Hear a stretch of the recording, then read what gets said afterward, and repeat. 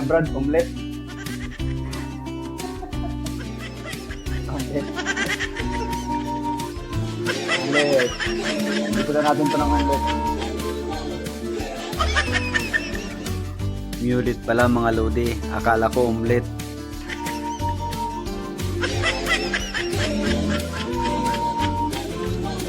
Ito na nga mga lodi. Kung napapansin nyo yung clipper ko, ginagamit ko lang yung mga dulo-dulo ng clipper para swabe yung pagka-faded natin.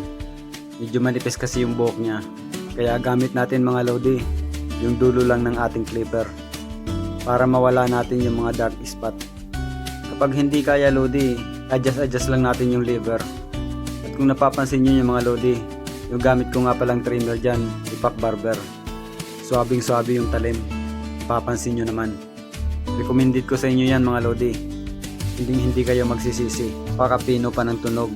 Kala mo hindi umaandar. Ito na nga, inipit-ipit ko na nga yung buhok dyan. Kasi makakapal pa yung buhok na iba. Ginamitan ko na nga ng ipit dyan yung likod niya. Kasi medyo makakapal yung likod. Kailangan natin panipisin.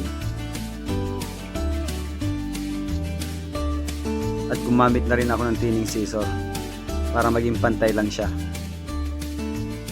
Ito na yung finished product natin mga lodi.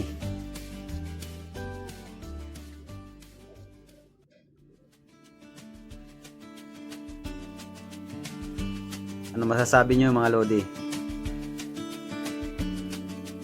Papasabasahin nyo mga lodi?